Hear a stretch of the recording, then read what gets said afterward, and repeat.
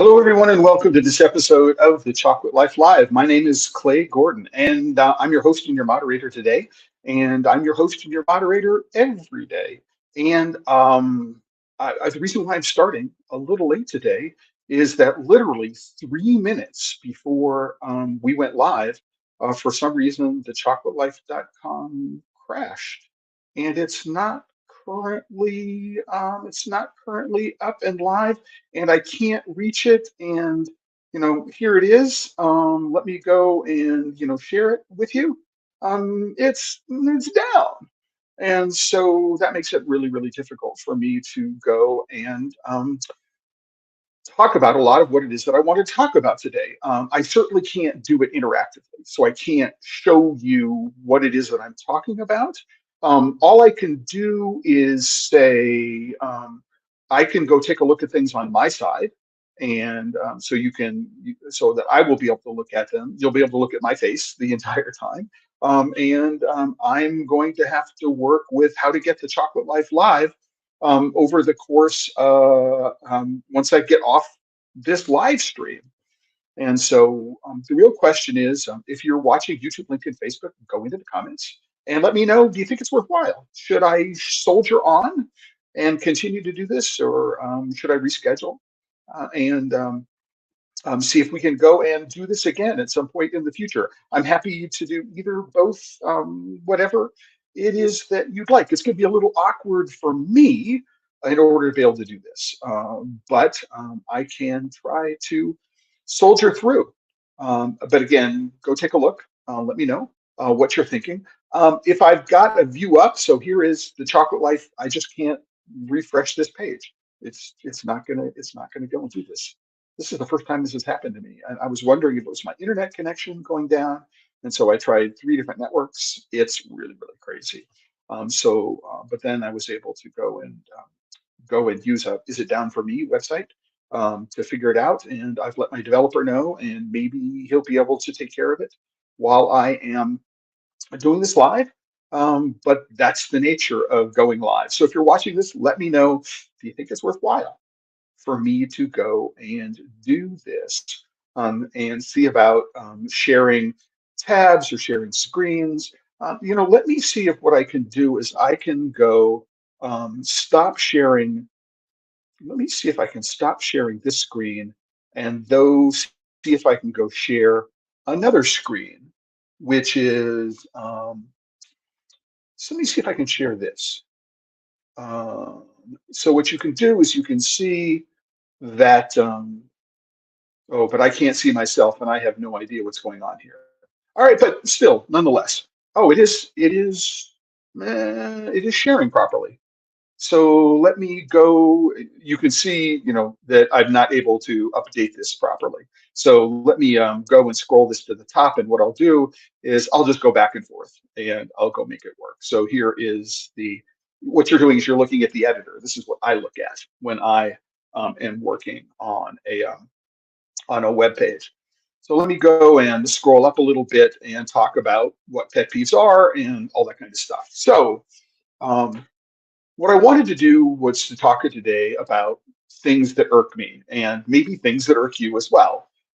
We tend to get pretty serious here on the Chocolate Life. And I admonish everybody that what they want to do is, if they're working with chocolate and they're not having fun, they're doing it wrong. They need to re-examine what it is that's going on. And so I wanted to talk about that sort of idea. And also, if you have something that really irks you, that really bothers you about the world of cocoa, the world of chocolate, just put it into the comments, YouTube, LinkedIn, Facebook. Let me know. I'll get it up on the screen and I will let everybody know about it. Keep in mind that I'm not going to be able to click on links much as I would like to, because the website is down. I might have got some links that I've stored. Let's figure out. If any of you find this too cumbersome, go into wherever you're watching today, send a comment and say, hey, Clay, this is just excruciating. Let's just reschedule. But with that, let me go talk about what I think of are some of the things that sort of bother me, and that maybe bother you as well. And the first one, so 0. And the reason why there's a 0 and a 00 is I didn't want to renumber everything, right? And the ripple effect of renumber everything. So the first one is ops or OPs, the original poster, be lazy. And this is something that annoys me a great deal. So I spend a fair amount of time trying to keep on top of topics of interest of people because they're part of my news and AMA live stream once a month. These also give me ideas of what to talk about or what people are thinking about, and that's very different from what shows up in the press. And so I'm looking at Facebook and Reddit and LinkedIn to a lesser extent, and Instagram and Twitter. There's not a whole lot of um, laziness that's difficult, that's easy to catch in Instagram and Twitter, just because of the way the feed scrolls by. There's just so much, right? It's really difficult to keep track of. But when I'm in a place like Reddit, there's a subreddit called r/chocolate, and so you're in r/chocolate, and it seems like every day, every other day, there is somebody posts a picture and says, is this edible? And what they're looking at is they want to know if it's chocolate bloom or it's fat bloom or if it's um, if it is mold. And again, over and over and over and over again. And what the irk here with an OPB lazy is that if you just searched within the subreddit for bloom or something like that, or edible, what you do is you find out very quickly that this question was asked and answered hundreds of times. And so you'll get into lots of forums also on Facebook.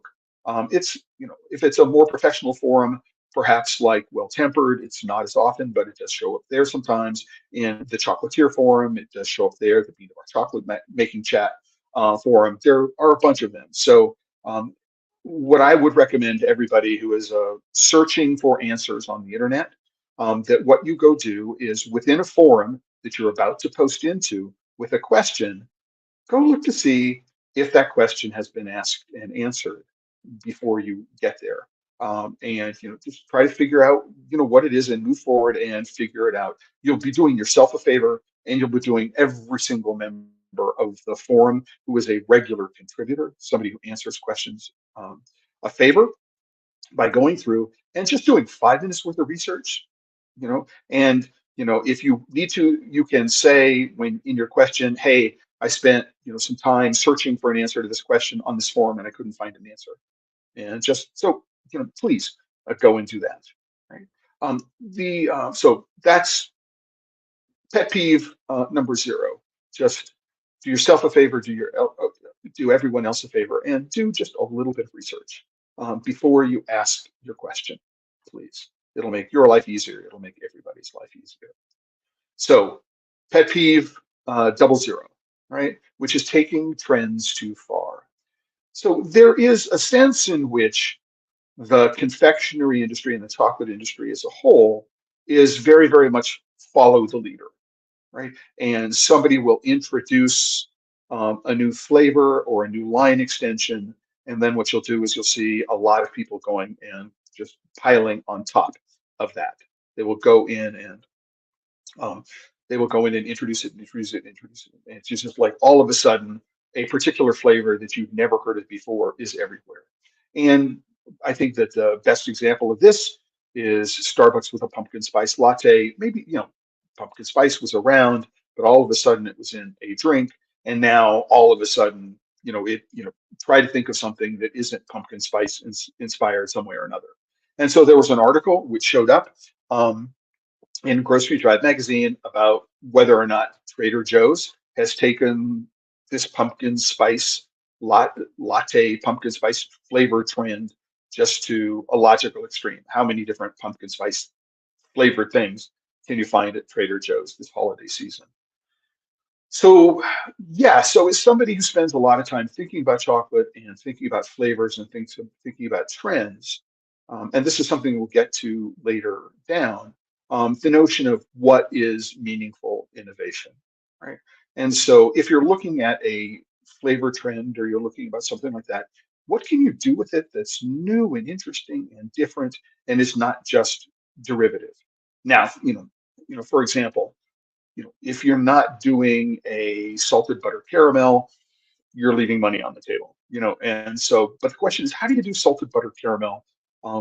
If you're going to do it, and you need to do it extremely well, obviously, but can you do salted butter caramel in a way that's different from, is there a presentation of this that might be very, very different? And so I think that that's really, really important to think of. But if in my news feed, if all of a sudden, around Halloween time, for example, right, and into Thanksgiving, which is peak pumpkin spice season. Go think about how you're going to be doing these things. It's great to take advantage of it. It's great to understand that it's there. But I can tell you that my inbox is filled with, we have a new pumpkin spice cake mix, or we have a new pumpkin spice this or a new pumpkin spice that. Right? Go and figure out what you're doing, and make it um, make it something which represents your brand very well, is fun and new and unique and interesting, and you can take care of. So just wanted to think about that. It again bothers the heck out of me. I don't know if it bothers the heck out of you. So the next pet peeve is something that I think is a little more challenging just generally, and that is around the idea of deliberate misrepresentation. So this deliberate misrepresentation issue, um, I think, most dangerously has shown up in the last, it's almost a year now. So the Consumer Reports article dropped last December about heavy metals in cocoa and chocolate, so the risk of cadmium and lead in chocolate. And I've written extensively on the Chocolate Life about this topic, and what you need to know and how to differentiate between what a hazard is and what a risk is, and then for you to how to manage the risk if something is in fact hazardous, right? But I believe that there was some deliberate misrepresentation going on here, on the part of the companies that were producing the source material for this article, right?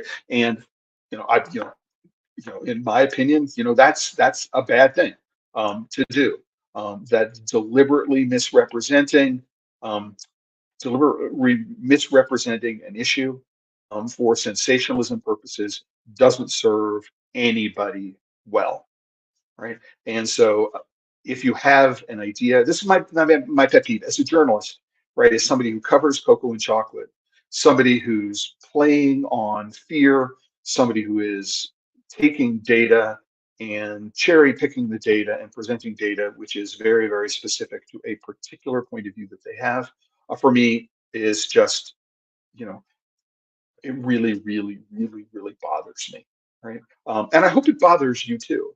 If it does, let me know. If it doesn't, let me know. Go into the comments, YouTube, LinkedIn, Facebook. If you have your own pet peeve, please share them in the comments. I'll get a shout out on the screen. Also, let me know where in the world you're connecting from. Not if you're on YouTube, LinkedIn, Facebook, that I can see.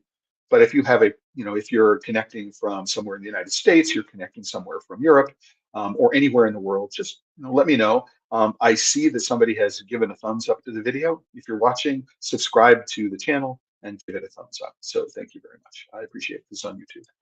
So this deliberate misrepresentation things is again, as a journalist, as somebody who cares about representing things completely, accurately, concisely, right? It is something that really, really bothers me. Another one is this notion. So another pet peeve, number 2 on this list, but 4 overall, is this notion of greenwashing, woke washing, and obfuscating. And so there are 2 links here, one of which is to a live stream I did around the concept of greenwashing. And then another one is the link to the Tony's Chocolate website. And I believe that I don't have a separate link to the Tony's website, so I'm not going to go here and show it to you, because the challenge of sharing it, because the Chocolate Life is down right now. For those people who are wondering why you're looking at this and why I'm not showing you particular links, is that 3 minutes before I started this morning, the Chocolate Life went down. So this is a live stream, and I'm doing it live, and I'm trying to cope with the fact that it was live. I didn't have the time to go and reboot the server, which takes usually 10 minutes. So I notified my developer/site administrator, maybe he'll do it and he'll let me know if the site is back up online. In any event, we do our best, right? And we try to have fun because this is chocolate and we're trying to have fun. But this notion of greenwashing, woke washing, and obfuscating is really, really important. And it's something that irks me, which is, and I hope it will irk you as well, which is the obfuscating part of it is go take a look at Tony's annual reports online or download them. And what you'll do is you'll find that the way that the data are presented, these bright graphics split across multiple screens, moved, one bit of data on one page and the corresponding bit of data that will really provide some insight into what they're talking about is on the next page or 10 pages later, or it's buried in the financial disclosures at the end, right? And so I personally believe that Tony's is and their annual reports are among the worst when it comes to obfuscating. And what they're also doing is they're using the data to burnish their image, right? So they're saying we do all of these great things, right? And we want to burnish the corporate image, which is the greenwashing thing, and the woke washing thing is about burnishing our record with respect to environmental concerns and other social concerns, which is different from we as a company are good, right? Greenwashing, right? And using these things and woke washing, which is really bearing down on these kinds of things. And as I say, I think Tony's Chocolonely is one of the worst offenders in all of these things. You need to look at their annual reports extremely closely to understand exactly what it is that they're saying and exactly what the impact is that they're actually making. The company's been selling chocolate bars for 15 years. They buy 12,000 metric tons of cocoa, which is out of 5 million metric tons. 12,000 is way, way, way tiny. If you look at the number of farmers they're affecting, they talk about farmers, right? The number is under 9,000. And so what we can say is 12,000 tons, 9,000 farming families. We buy about a metric ton of cocoa, a little over from each one of these families, right? We look at $3 million in extra premiums paid. But then what you do is those 9,000 farmers probably represent something like somewhere between 50 and 70,000 individuals. So the farmer is in a family. The average family size in the farm economy in between Cote d'Ivoire and Ghana is somewhere between 6 and 8 on average. And so you take those 9,000 families, multiply by 63,000 people, and what you're looking at is how much per year they pay extra, right? And then divide that by the number of people that are involved, and it's not a whole lot, right? And so when it comes to actually talking about the impact, this notion of obfuscating the data, making it difficult to get at the numbers, and doing things with very bright colors and interesting graphics, and pay no attention to the man behind the curtain, right? Is really, really important to understand, and it's really, really one of my pet peeves. In part because it makes it really, really difficult to go figure out what's actually going on. And that's one of the things that the Chocolate Life and the Chocolate Life Live are all about, is trying to get at that kind of data for you. So I encourage everybody afterwards to go look at the woke washing episode of the Chocolate Life Live, and then afterwards go and take a look at the Tony's Chocolate Only annual reports and figure out for yourself, what are they trying to say and what are they trying to hide? I think it's really, really important to go and do that. So next pet peeve that really bothers me, the number is hidden, is apologists and apologetics. And I think that the example that I'm using here around apologists and apologetics is the chocolate scorecard. It used to be a publication, I think, which is spearheaded by an organization called Mighty Earth. And I believe that there's a new Australian organization called Be Slavery Free that has now taken over the bulk of the management of the process, right? And apologists and apologetics. So, you know, the notion here is slavery be bad. Yes, absolutely, slavery be bad. And what we're going to do is we're going to go and we're going to talk with a bunch of companies, and we're going to try to figure out what their record is around child labor and environmental concerns and things like that. And then we're going to give some people a thumbs up. Well, maybe this will work. I've got a new version of Mac OS there, so we'll do a thumbs up. It's out of frame. right? And then we can do a thumbs down, right? You get the idea.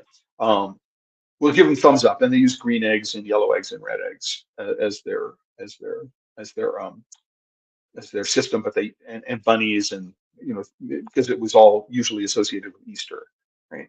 But what happens here is that what you don't understand, right, is that they're rating the company's policies towards these things. They're not actually rating the effect and progress towards certain goals, right? And when you get, if you actually look very, very carefully at who they give the best ratings to and who they give the worst ratings to and how and why, what you do is you find that they're actually making excuses for people. They're trying to rationalize behavior, in my opinion. I don't necessarily know that they're doing this deliberately. I don't think this is, unlike most apologists and the apologetics that they give. I don't think there is a good grasp of the way statistics can lie, right? And if you're not careful about the statistics you gather and the way you present them, then you don't know what it is that you're actually arguing for. And so this apologist and apologetics arguments are really all about, you know, if we look at them, what are they talking about and why are they talking about it and what it is that they're trying to achieve. And I don't necessarily know in this case that I buy any of the arguments and the justifications and the rationalizations that they're making around the companies that they're talking about. Tony's Chocolonely is rated very, very highly on their list. But what they don't do is they don't talk about the connection between Tony's Chocolonely and Barry Callebaut. And Barry Callebaut is down on their list, and there is no connection between the two. And it's important because Barry Callebaut has is what is considered to be not a great track record when it comes to illegal labor and environmental um, progress that can be documented. And so, do we give Tony's a pass and not give Barry Callebaut a pass because Tony's their relationship is either symbiotic or parasitic with Barry Callebaut, right? Because Callebaut makes their chocolate, and Tony's wouldn't exist without the Barry Callebaut partnership. And Barry Callebaut has been pretty clear that they're not going to engage in any similar kind of relationship going on in the future. So it's really, really important to know that when you get something like the chocolate scorecard, what are these people what do these people want to achieve? What is it about what they're doing? Why should you take them at their base value? I mean, they do link to their methodology, but they don't publish their data in a meaningful way. They don't really give you an idea about statistically how they're going and making these comparisons. So it's really, really hard to figure it out. And this is a pet peeve of mine. It's like, it's like you're making, again, compared with when we tie it up to the greenwashing, woke washing, obfuscating, a pet peeve, these two are related. It's extremely annoying to try to figure out what it is that's going on. So the next one, not using the web for what it can do, is also very, very closely related to this not citing sources, 4 and 5. So not using the web for what it can do. So if I have an HTML page, or I'm just looking at a web page, and I mention another website, many modern publishing systems, if you put like a .com or a .net after the name of a website, it'll automatically generate a link. Some of them won't, right? But I think it's, why would I mention a website and not link to it in context, right? Why not? I mean, it's really, really easy to do. It's free. You might say, well, I don't want you to leave my website or my document in order to go see something else. But this is what one of the things why Tim Berners-Lee at CERN, this is one of the things that he was trying to fix in academic and scientific research, is how do we go about finding this network of connections and embedding them in documents to make it easier for people to be able to find the information that they're looking for, right?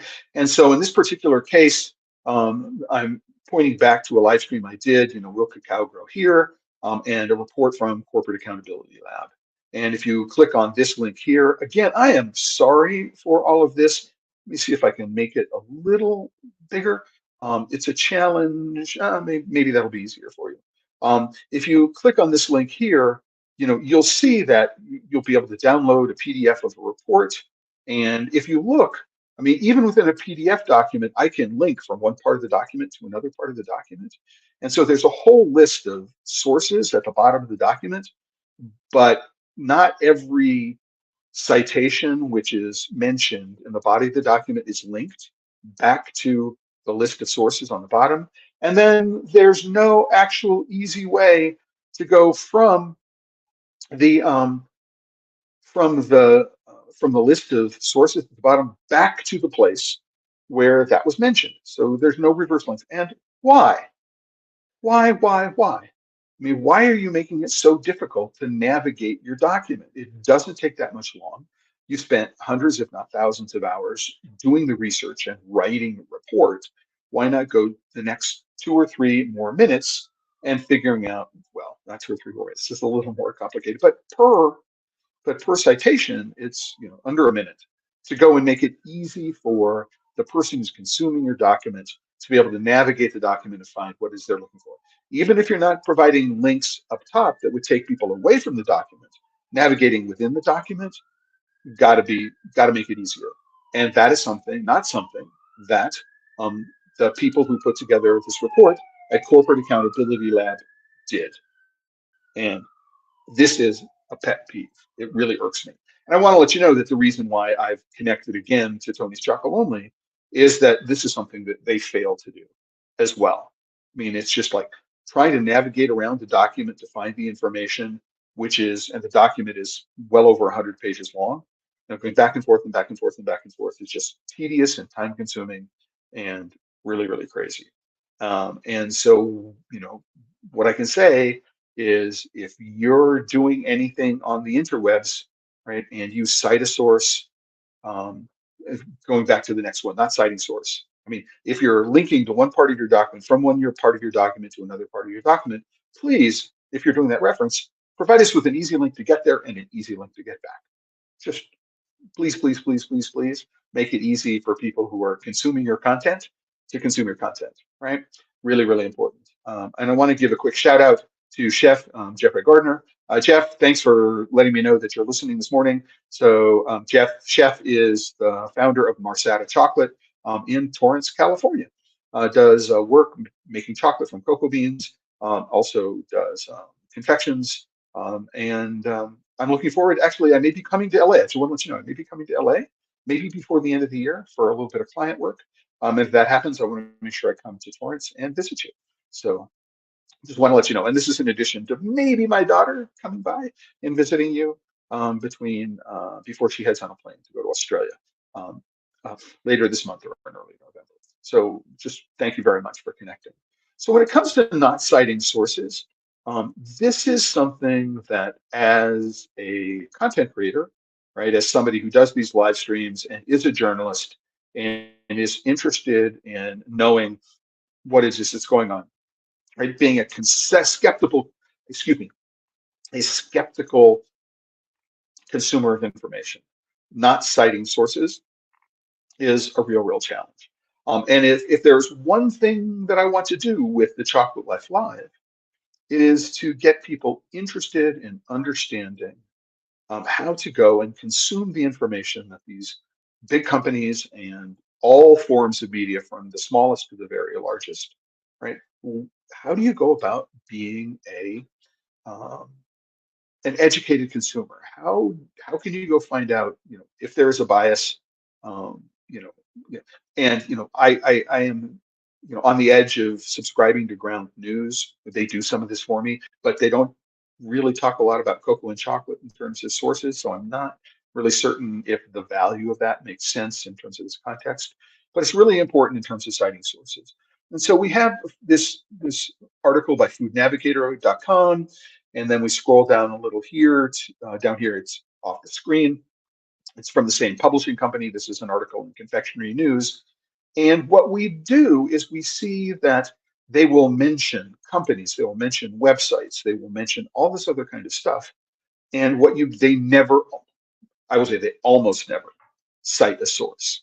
that you can point to that says, oh, this is where the information came from.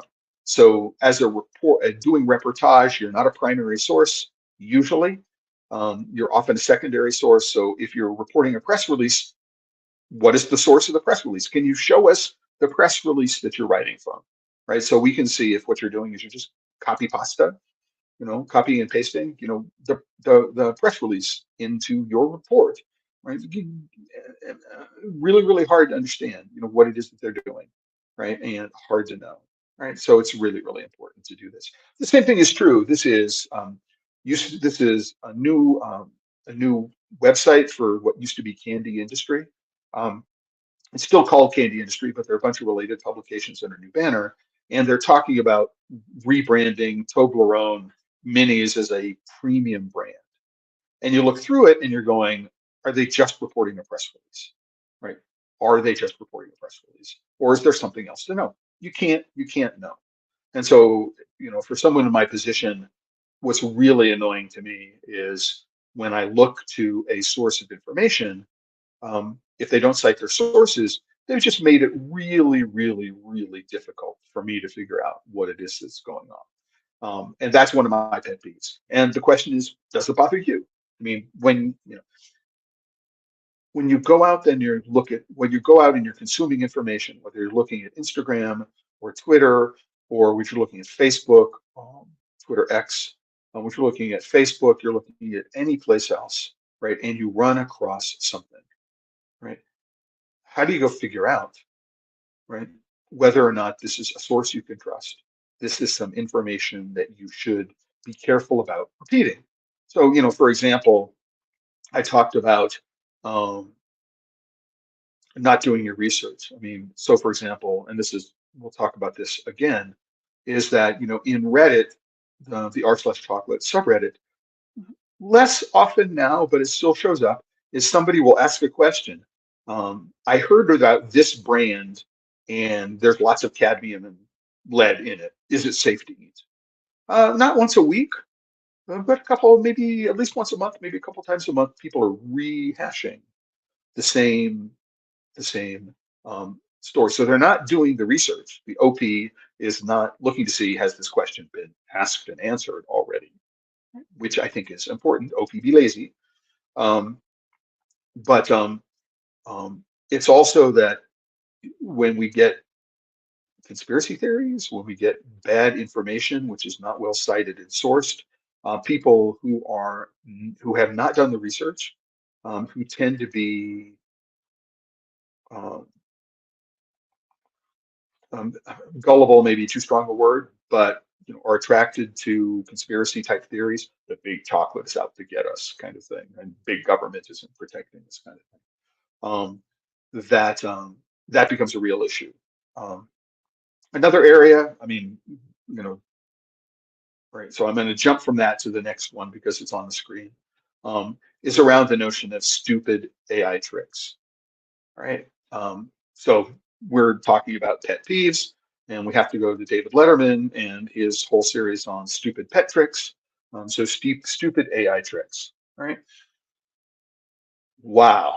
The number of people who are relying on ChatGPT and other large language models from Google, Google Bard, Microsoft, whatever it is they're calling about it, which are not specifically trained well enough on the subject of cocoa and chocolate.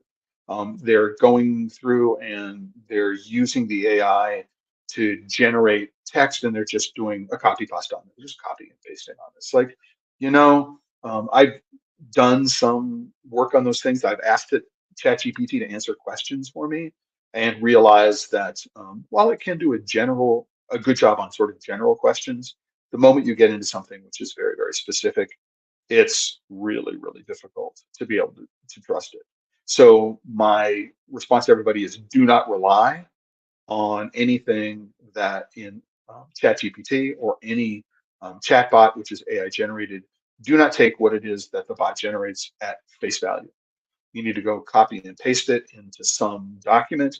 And then what you need to do is you need to go and take a look for sources that back up what you're doing.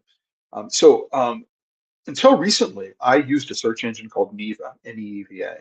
And one of the things that the people at Neva did, which I think was a good way to use AI in the context of search, is that they generated a summary of documents, right? So not only did they return search results, but what they did through some outranking algorithm, they went through and looked at some of the pages and generated a summary from the top three or four or five sources, however they determined those top sources. And so they generate a summary, and then within the summary, there would be links to where in that summary that information is taken from. And then there would be links to the primary sources, the websites and web pages where they got that information. And I can tell you, man, it was really, really, really helpful in terms of understanding how the summary was constructed and what the sources were. And I could go and look at the sources to see if the AI had done a good job of interpreting what the source had to say. I mean, that was a smart AI. Now we can go into whether or not, you know, this use of AI is responsible on a lot of different levels.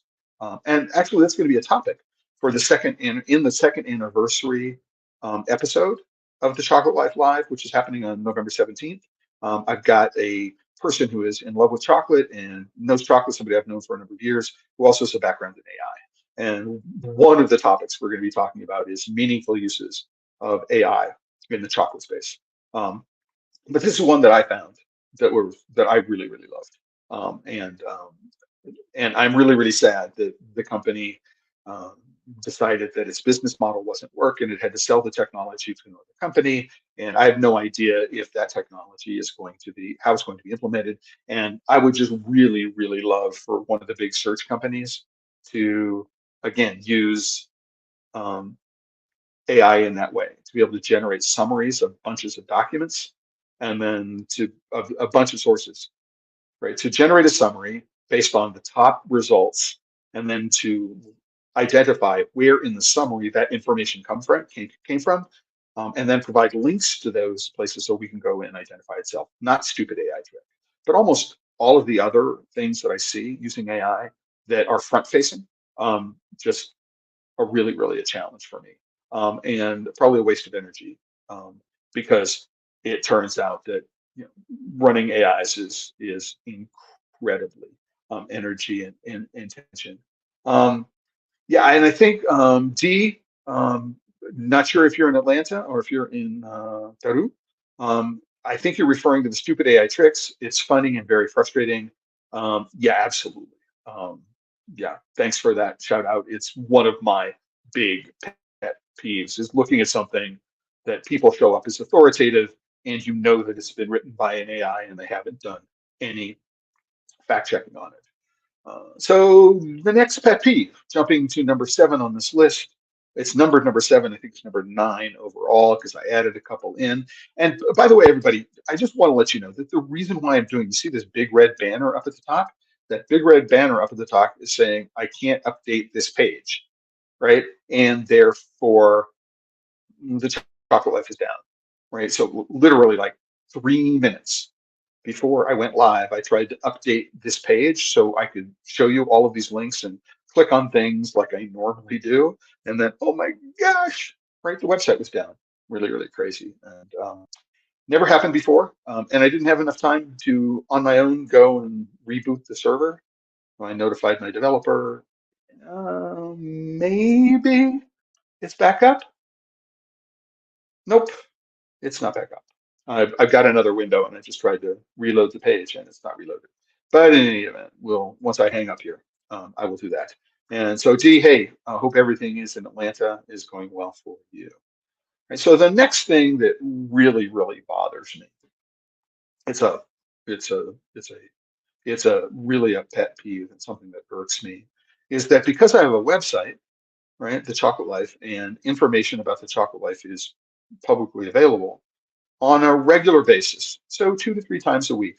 What I do is I get somebody who says, hey, I'd like to write some content for you, right? Because I have some clients, right? And my clients really like your website, and I think your website would be really good. And and the content is great and it's free. All I want is link this and link that, right? And The challenge with that is they talk about we're a gambling website, or we do vaping products, or we're doing plumbing for some reason. So somebody has not figured out, who's ever writing me, they haven't figured out that my site is about chocolate, and for some reason they think there's a meaningful connection that they might make. And often, right, these letters asking for these kinds of collaborations um, come from a personal email address, right? So they're not even coming from the name of an SEO or some other form of marketing company where I can do some due diligence on the company, get some idea who the clients are and what they're doing. And man, I mean, yeah, I have a boilerplate that I respond to with them that basically says X and Y and Z, and if you can't meet these requirements, the answer is no, right? Um, but they are relentless. I will get a "How come you haven't responded to me?" or "How come you haven't responded to me?" like 3 or 4 or 5 times, sometimes, and then I'll get 3 people from the same company asking me the same thing, or it's a challenge. This shows up a lot in mostly in my Instagram account. So I'm at Discover Chalk on Instagram. You can see it down here at Discover Chalk on Instagram, and on X and Twitter. I'm not very active on TikTok, but it's Discover Chalk on TikTok as well. But you may have heard of this online retailer Shine, Shein. I will usually get at least once a week, if not more often, some post into which my user account has been included, and they're giving a shout out to, and just trying to make sure that.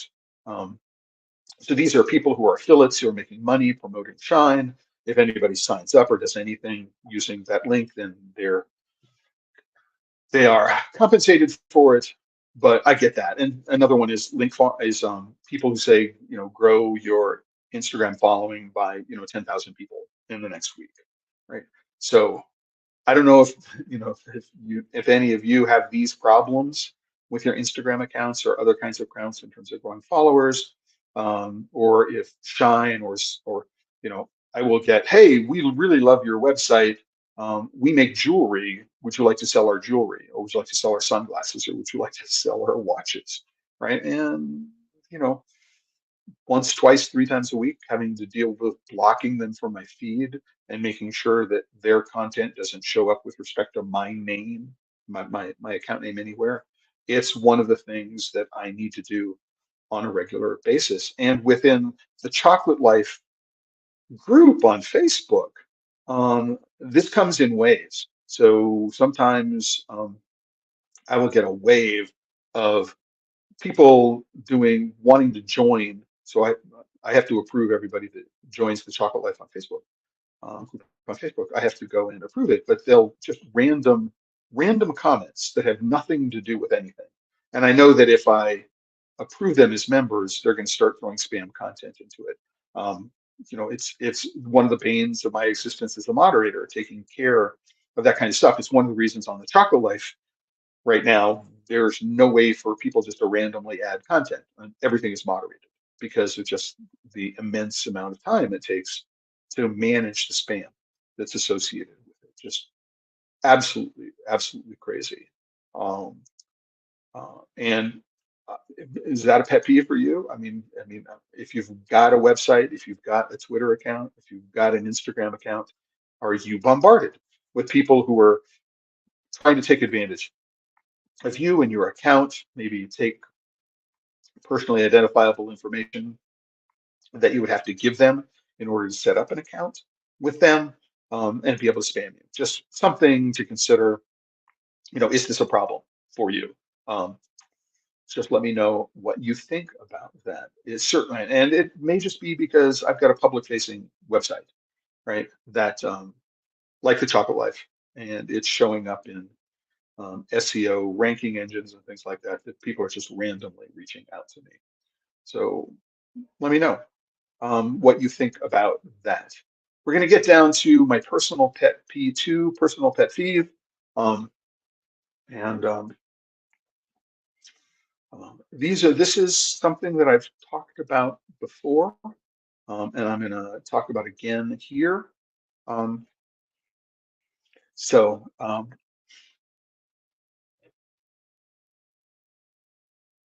people assume that because I publish TheChocolateLife.com and I do these live streams, right, that um, I am willing to give away uh, all sorts of information or all of the things, everything that I know for free, right?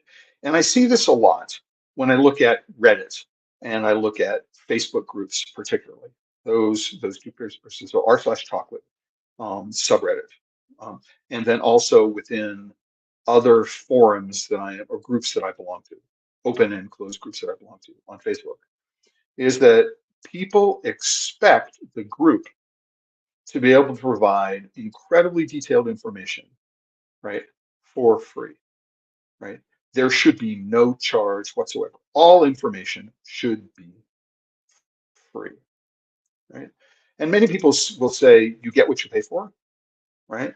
And I like to recast that is you don't get what you don't pay for. So one of the challenges with asking a fairly technical question, all right, about how do I temper properly, and you'll get 19 different ways to temper properly, or no, you should use this temperature or that temperature, and they don't know, if what your circumstances are. So it's very, very um, challenging to answer a bunch of questions without a lot of detail, right?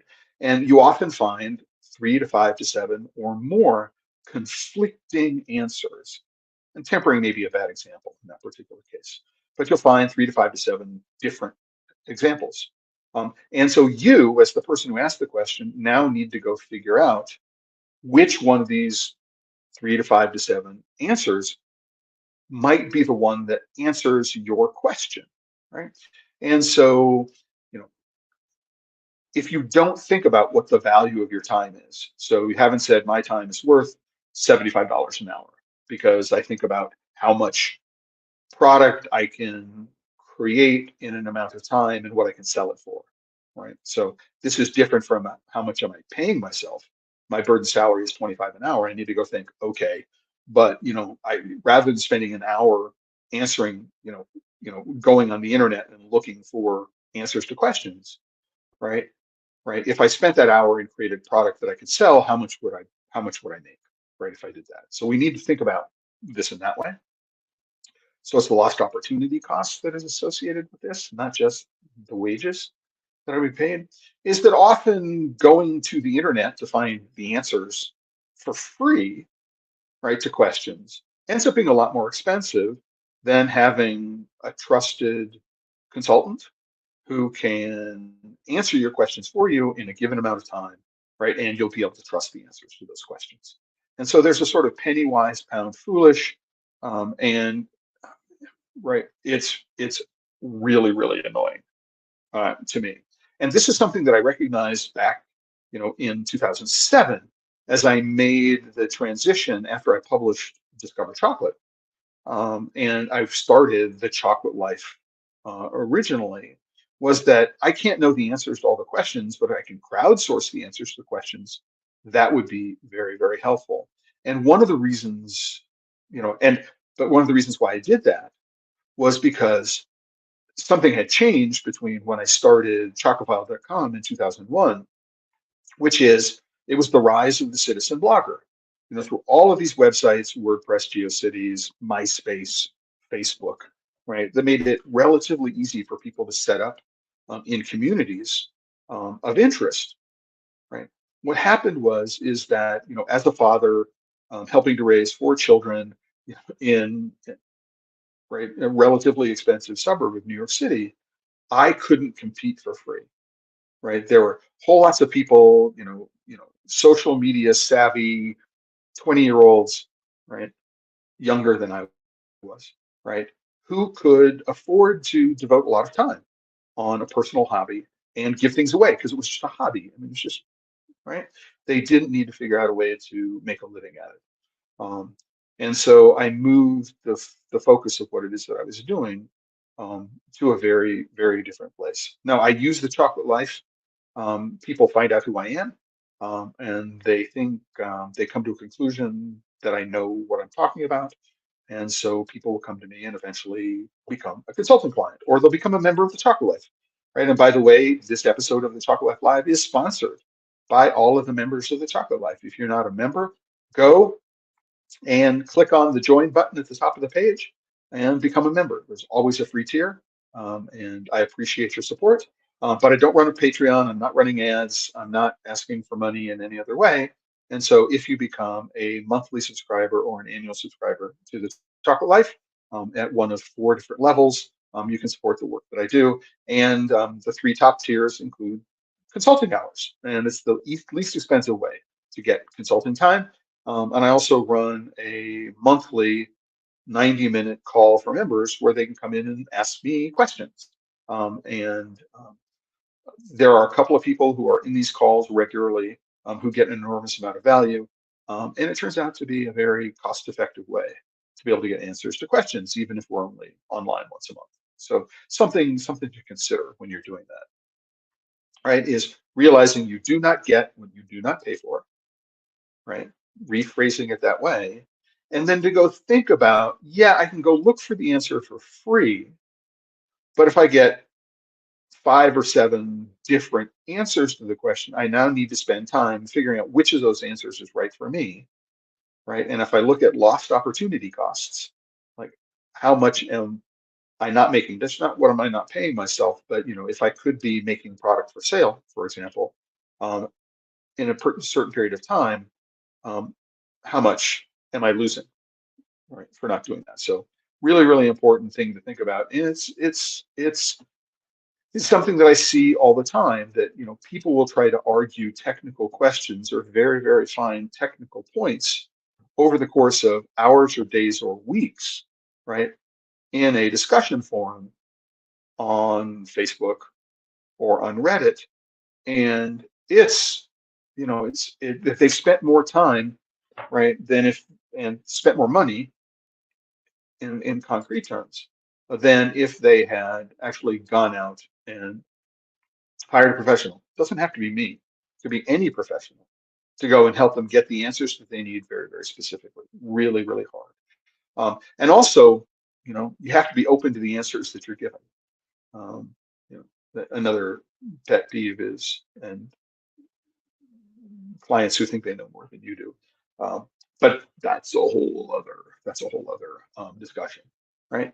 But when you go online, remember that if you're asking for free advice, it's worth exactly what you're paying for it.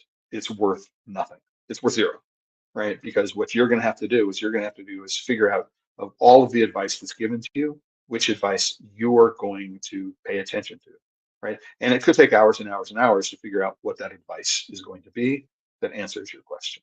So just a quick note there. And the second other really big personal pet peeves, the big one revealed, is, where is the innovation in production pathways? I look, for example, at coffee, and I see, man, there are lots of innovation around new types of brewers. There's lots of innovation around new types of grinders. There's lots of innovation around, all sorts of aspects, roasting technology. I mean, how many different kinds of roasting at different sizes? People are bringing new ideas about technology to all of these things, right? It's amazing the amount of innovation that goes on in the world of coffee in terms of the equipment that is available to companies large and small, and to people at home who want to really, really get into the hobby, right, of making coffee at home, right? Where is that in chocolate, right? When was the last time there was an innovation delivered to the public in terms of a small grinder, right? We have premieres and we have things like premieres, but that can't be the only way to make chocolate. Now, we have this little mini ball mill that is which incorporates a tempering machine. Yay, really interesting idea, right? And it has its applications both for hobbyists as well as maybe in a lab for someone. But guess what? I mean, it's now over a year late, right? And so I would love to see the innovation brought to market. I mean, I love to see that, okay, we now have a new cracker winnower that's got a new way, a different way of thinking about cracking than a roll mill like the Frankenstein. Really, really good. But no, are we coming up with really, really new ways of thinking about these things? Where is the innovation in new refiner technologies? I mean, there's something I've seen in Italy that really excites me. Um, I need to learn more about it before I start talking about it publicly, because I need to talk to customers who are using it, who can tell me about how it actually functions in production. But it's actually one of the more interesting things I've seen in terms of how do I integrate a refiner and a conch in a machine, in one machine, right? And But apart from that, it's like we've got no. Why don't we have little small machines for feeding product?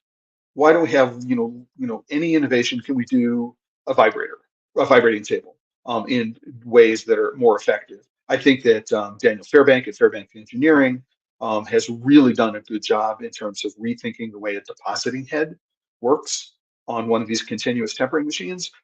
But why aren't we rethinking the way? Are there other ways to temper, right? That could be more advantageous, right? So th- I just look at coffee and I look at other areas of the small sort of artisan production world in other foodstuffs, and I'm going, man, there's not a whole lot of meaningful innovation when it comes to production pathways, tools for production when it comes to chocolate. And I have to wonder why. What is it all about? Why? I mean, there's been this vast explosion in the number of craft chocolate makers over the course of the last, well, since 1997.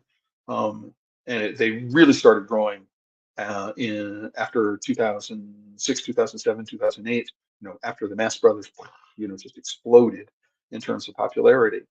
Um, Dandelion in 2011, 2010, 2011. I mean, that's really when the curve really started to take off. But when it comes to thinking about production, no. I mean, right. And things that don't cost, $100,000, right? Right. Right. Why isn't there more stuff that's available? The only small scale machine we have is right this remake of an Indian idli grinder, right? Why is that the case? Right? And so this is a pet peeve. I look at things and I would really like to know. It frustrates me, right? Because I think that there are ways to open this up to a lot more people, right? If we could find more ways to take a lot of the tedium and insanely detailed work, right, that needs to get done, so to ease the process, right? And so if you're interested, you're a manufacturer, you're an engineer, you have a 3D printer, you've got a shop, and you've got a plasma cutter, and you've got a brake to bend metal, and you've got all these kinds of things, and you're interested in maybe some ideas for creating new products. Maybe what we do is we do the engineering on them and open source them, right, to make them available. It's like, why do cocoa guillotines cost €1,000? It's like, why? Right? Where's the innovation around making it possible for every cocoa farmer, right, to be able to afford one of these things, right? I don't know where it is, and that's one of my personal pet peeves.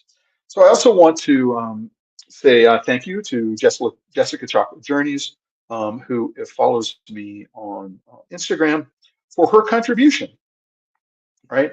Which is the around the white chocolate debate. And I get it. I get it. I cannot tell you the number of times that in communities um, around chocolate, and so the chocolate subreddit, r/chocolate on Reddit, is a good example. Is like people who, on a routine basis, just say categorically that white chocolate is not really chocolate, and all white chocolate sucks, and it's not really chocolate.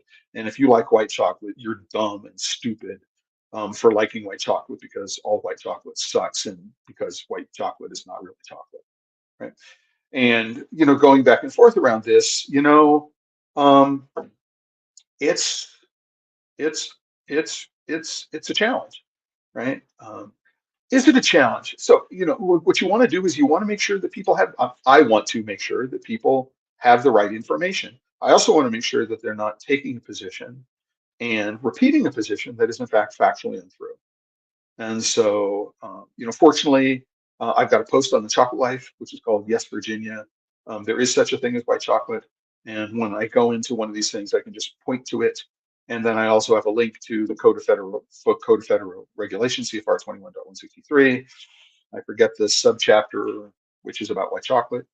And I can point to it and say, you may not like it, but legally there is such a thing as white chocolate. And, just that's the end of it. You may not like it, you may not agree with it, but legally there is such a thing as white chocolate.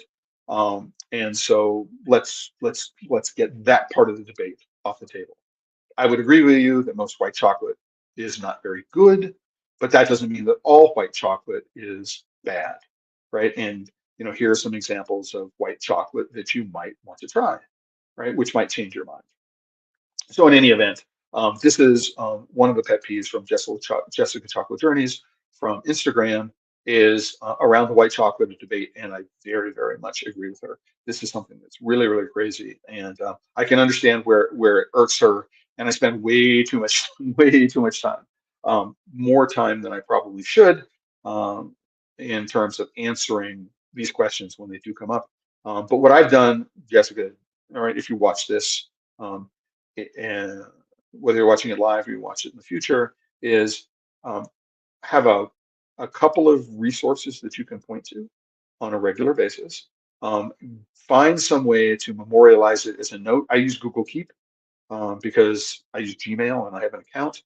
And so I keep, and I can go in and I've just got like snippets of things that I can cut and paste that are easily available because I'm in my web browser answering mail. I can just go Google Keep and find them. So I copy and paste and put them into emails, um, put them into Reddit, put them into forums and Well Tempered, wherever it comes up, right? You can go and do this. And so you can engage in the debates very, very quickly and authoritatively without actually having to do it from scratch every single time to do it. So just wanted to give you that tip. Works for me. And at that, we're at the end of the hour. Before I go, I want to thank Dee again. When is the next live? I do lives most Tuesdays and most Fridays at 10 a.m., starting at 10 a.m. I'm in Arizona, so right now Pacific Daylight Time is Mountain Standard Time. Because not this part of Arizona, but not all of Arizona, observes daylight savings time, and so, but I am in LA time at the moment. So we start at 10 a.m. On West Coast time, which would be 1 p.m. East Coast time, and we run for roughly an hour. I do that most Tuesdays and most Fridays. I am going to be gone next week, so I'm going to be traveling internationally for the first time in a year. Uh, I was in Portugal and Venice and Ecuador and last last October, and I haven't been outside the United States in that year. So this is the first time. So I'm going to London. I'm going to be participating in the International Cocoa and Chocolate Conference in London next week, and it's an 8-hour time difference. So start at 6 o'clock in the evening, run for an hour. I'm not going to be available on Tuesday and Friday next week to run live streams. So this coming Friday is the next live stream. I do have, I may have a scheduled topic. I'm not sure. The Chocolate Life is down right now, so I can't show it to you. But I'm going to go and reboot the server as soon as I get off the live stream and get it up and running again. So everything should be okay. But D, if you go to thechocolatelife.com, there is in the top rail of 4 posts, there is something that says the Chocolate Life Live calendar and archive. And what you can do is you can click on that and you'll get a list of any future topics that have been scheduled for the Chocolate Life Live, as well as an archive of all past Chocolate Life Live episodes. And this is episode 140 in roughly 2 years. So 2 years, second anniversary is on Friday, November 17th. So that's the information about how to go and connect. Right. I want to thank everybody who might have been watching from the beginning to the end of today. Sorry for the late start, slightly. Sorry for the rocky start, and the fact that For some reason, the Chocolate Life crashed just before we came live this morning, um, and um, and I want to thank everybody who is a sponsor of the Chocolate Life Live, which are the members of TheChocolateLife.com. Again, I don't do Patreon, right? I don't run ads. I'm not asking for money. What I do ask is that people go to the Chocolate Life and become a member. Um, there's always been a free subscription level, but and there are also some paid membership levels, which, among other things, give you access to consulting hours at a significant discount. So that's an option. And while you're watching, if this is a video that you like on YouTube, give it a thumbs up in YouTube, and subscribe to the channel. Both of those things um, help promote the work that we're doing here. And so thank you very much to everyone who has done that, who is watching. And with that, I want to say thank you everybody again for joining me here this week, for being patient with the technical difficulties that went on. I have a new set of headphones, so maybe the audio is a little different. I figured out what the problem was with the streaks, which were coming out of the windows. Got rid of those. So making headway. And I want to remind everybody, as I remind everybody at the end of every live stream, which is if you're working with chocolate and you are not having fun, I think you're doing it wrong. Maybe you're doing it wrong. I think you're doing it wrong. And so you need to re-examine your priorities, because chocolate is something that makes people happy. If you've got your fingers in it, right, you should be making yourself happy and reminding that you're making things which make people happy. And so have fun with it. Until the next time, everyone.